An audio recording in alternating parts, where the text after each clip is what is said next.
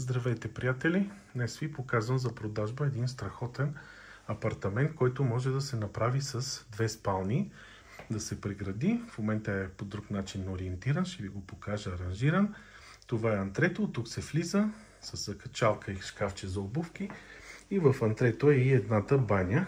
Тя е с модерна душ-кабина. Сега ще покажем и нея. Това е мивката. Това е душ-кабината. Както виждате, тя е доста луксозна. Ето, показваме изцяло. Тоалетна, разбира се. И сега отиваме в холът, който е просторен, много хубав, голям хол с юго-источно изложение. Тук сутрин до обяд ще има слънце, просто в момента вали дъжд и не е много хубаво времето, но се вижда колко голям холът е. Той е с камина. Сега ще покажа и кухнята. Това е маса за 4. Кухнята е огромна, напълно оборудвана, хладилник и фризер имаме вградени. Има си абсолютно всичко.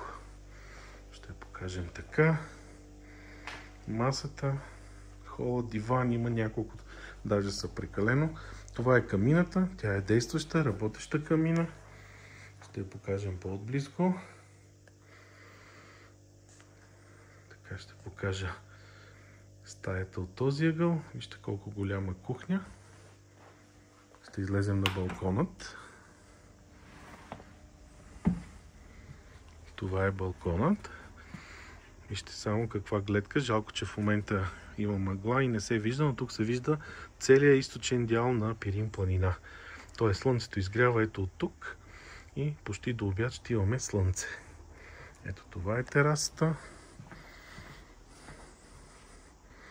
Показваме още веднъж всичко наоколо. Уникална гледка, страхотна гледка имаме към Пирин планина. Сега ще отидем да видим и спалнята, както казах, която може да бъде разделена на две отделни стаи, защото е доста голяма. Значи, това е едното помещение за спалната. Тя е аранжирана по по-различен начин. Тук също са сложени дивани, т.е. получава се нещо като втори хол. И тук е вече спалнята. Същинската спалня, голямо двойно легло с още шкафчета и гардероби. При желание, при нужда, това нещо може да се раздели на още една доста голяма спалня. Т.е. при нужда, ето това нещо тук, с най-малкото плъзгаща се врата, може да се отдели.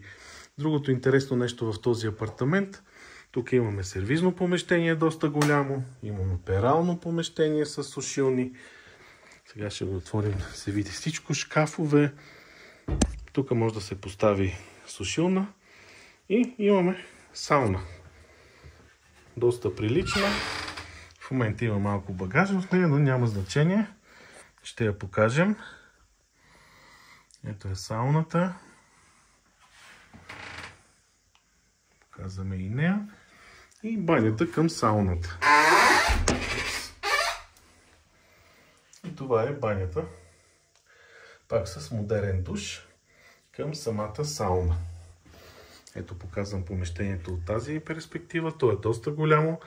Дет се казва, тук може да се сложи дори още едно легло. Но за сервизно помещение е прекрасно. От тук показвам още веднъж спалнята, същинската спалня и евентуално другата част, която може да се прегради и да се обособи още една спалня. За повече информация ще оставя моите данни на линка под това видео.